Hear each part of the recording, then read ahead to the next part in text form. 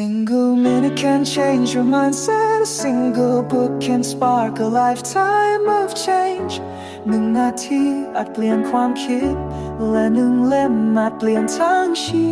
วิตของคุณนี่คือในนาที Podcast แนะนำหนังสือดีๆเพื่อให้คุณเก่งขึ้นวันละนิดมาเปิดโลกความคิดเปิดรับความรู้ใหม่ไปด้วยกัน สวัสดีค่ะวันนี้เราจะมาคุยกันเรื่องหนังสือที่น่าสนใจมากเล่มหนึ่งนะคะ The Price of Tomorrow ของ Jeff Booth ค่ะคือเขาเสนอแนวคิดที่แบบว่าท้าทายความเชื่อเดิมๆของเราเรื่องเศรษฐกิจเลยครับผมปกติเราจะคิดว่าเอ่อเงินเฟ้อหน่อยๆเนี่ยดีเศรษฐกิจโตใช่ค่ะ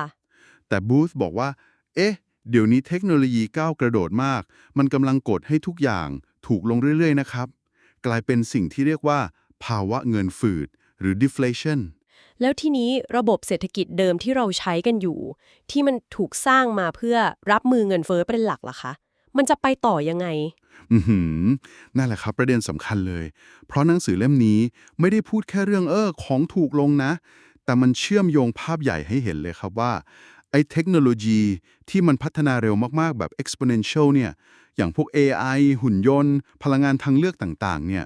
มันกำลังจะเปลี่ยนโครงสร้างสังคมเราไปเลยทั้งเรื่องงานเรื่องความมั่งคั่งหรือแม้แต่ความสัมพันธ์ระหว่างประเทศเลยก็ว่าได้ครับโอ้ฟังดูเรื่องใหญ่เหมือนกันนะคะงั้นจุดหลักๆที่บูธชี้ก็คือเทคโนโลยีทำให้ต้นทุนมันถูกลงมากๆเลยใช่ไหมคะใช่ครับอย่างที่เราเห็นกันมือถือเครื่องเดียวเดี๋ยวนี้ทำได้สารพัดอย่างเลยแต่ราคาก็ไม่ได้แพงขึ้นตามหรือบางทีถูกลงด้วยซ้ำครับหรืออย่างพลังงานแสงอาทิตย์ที่เขาคาดว่าต้นทุนจะลดลงอีกแบบว่า 75% ใน 10 ปีข้างหน้าอะไรแบบเนี้ยโอ้โหเยอะมากนี่แหละครับคือธรรมชาติของเทคโนโลยีเลยที่มันผลักดันไปสู่ภาวะเงินฝืดอืมแต่แต่ระบบเศรษฐกิจที่เราใช้อยู่ตอนนี้กลับพยายามสู้กับภาวะเงินฝืดนี้สุดๆเลยนะคะถูกต้องครับเพราะเขากลัวว่าถ้าคนรู้ว่าของจะถูกลงเรื่อยๆเดี๋ยวจะไม่ยอมใช้เงินชะลอการซื้อไปหมดเศรษฐกิจจะหยุดชะงักแล้วเขาสู้ยังไงคะก็ใช้วิธีสร้างหนี้มหาศาลเลยครับแล้วก็อัดฉีดเงินเข้าระบบที่เราได้ยินบ่อยๆว่า QE หรือ quantitative easing อะครับอ๋อที่ธนาคารกลางพิมพ์เงินเพิ่มเข้าไปซื้อสินทรัพย์เพื่อกดดอกเบี้ยให้ต่ำๆหวังให้คนกู้เงินไปลงทุนไปใช้จ่ายประมาณนั้นเลยครับแต่ผลที่ตามมาที่หนังสือชี้ให้เห็นเนี่ยมันน่ากังวลเหมือนกันนะครับยังไงคะคือหนี้ทั่วโลกมันพุ่งไปเยอะมาก180กว่าล้านเหรียญแต่การเติบโตทางเศรษฐกิจจริงๆที่ได้กลับมาเนี่ยแค่ประมาณ46ล้านเหรียญเองโอ้โหเหมือนเราก่อนหนี้ท่วมหัวเลยนะคะเพื่อพยุงระบบเก่าไว้ใช่ครับแล้วที่สำคัญมากๆเลยคือไอ้เงินที่อัดฉีดเข้าไปเนี่ยมันไม่ได้กระจายไปถึงทุกคนไงครับมันมักจะไหลไปดันราคาสินทรัพย์พวกหุ้นอสังหาริมทรัพย์ให้มันสูงขึ้นเรื่อยๆคนมีที่ของพวกนี้อยู่แล้วก็รวยขึ้นไปอีกสิคะถูกต้องครับขณะที่คนส่วนใหญ่ที่หาเช้ากินค่ำพึ่งเงินเดือนกลับรู้สึกว่าเฮ้ยทำไมชีวิตมันยากขึ้นค่าของชีพสูงขึ้นนี่เองสินะคะที่บูธมองว่าเป็นต้นตอของความไม่พอใจความเหลื่อมล้ำความแตกแยกในสังคมที่เราเห็นชัดขึ้นเรื่อยๆครับพวก Brexit กระแสประชานิยมต่างๆเนี่ยบูธมองว่าส่วนหนึ่งก็มาจากรากนี้นะครับทำให้เห็นภาพชัดเลยค่ะในหนังสือเขาก็มีตัวอย่างเปรียบเทียบที่น่าสนใจนะคะอย่างโคดักจำได้ไหมคะอ๋อครับคลาสสิกเลยคิดค้นกล้องดิจิทัลได้ก่อนใครแต่กลับไม่กล้าเปลี่ยนกลัวกระทบธุรกิจฟิล์มสุดท้ายก็ไปไม่รอด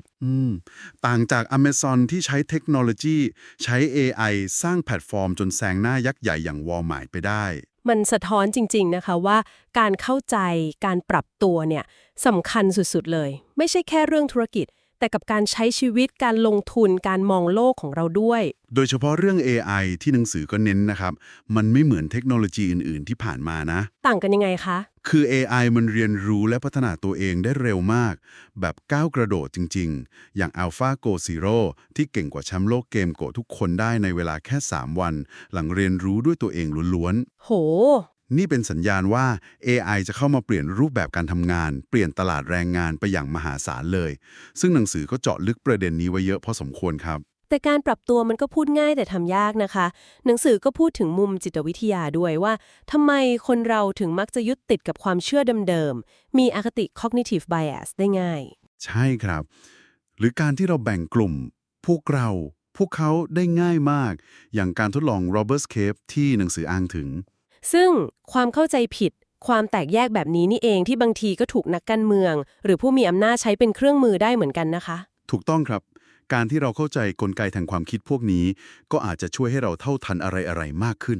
แล้วพอเห็นปัญหาแบบนี้แล้วบูสเสนอทางออกว่ายังไงบ้างคะแบบคร่าวๆ ครับ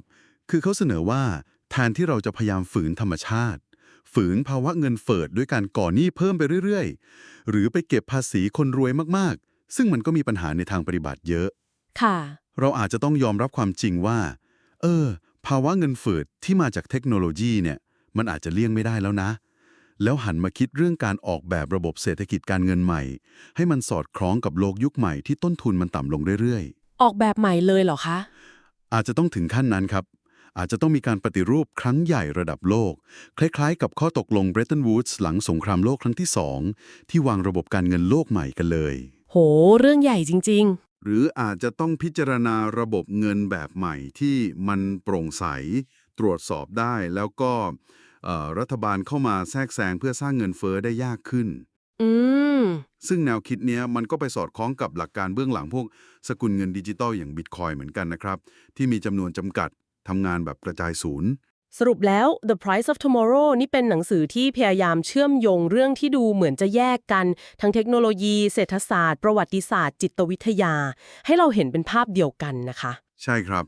ทำให้เห็นภาพรวมของทั้งความท้าทายแล้วก็โอกาสในอนาคตด้วย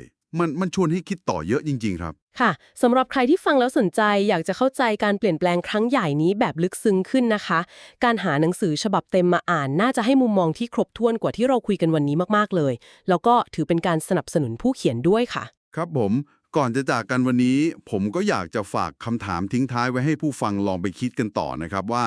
จากเรื่องราวทั้งหมดที่เราคุยกันเนี่ยอะไรคือสิ่งสำคัญที่สุดที่เราควรจะต้องตระหนัก เกี่ยวกับผลกระทบของเทคโนโลยีต่อชีวิตและสังคมของเราครับ แล้วมีความคิดเห็นกันอย่างไรกับแนวคิดหลักที่ว่า เทคโนโลยีกำลังนำโลกเข้าสู่ภาวะเงินเฟ้อและเราอาจจะต้องเปลี่ยนระบบเศรษฐกิจเพื่อรับมือกับมัน ลองนำไปคิดกันดูนะคะสำหรับวันนี้ก็ขอบคุณทุกท่านสำหรับการติดตามค่ะ แล้วพบกันใหม่ในการเจาะลึกครั้งหน้านะคะ สวัสดีค่ะ สวัสดีครับ Every page you turn is another step towards your success ทุกนาทีพลิกคืออีกหนึ่งก้าวสู่ความสำเร็จในแบบของคุณ หากคลิปนี้มีประโยชน์ช่วยแชร์ไปให้คนที่คุณรัก แล้วเอามาเรียนรู้สิ่งใหม่ๆไปพร้อมๆกันครับ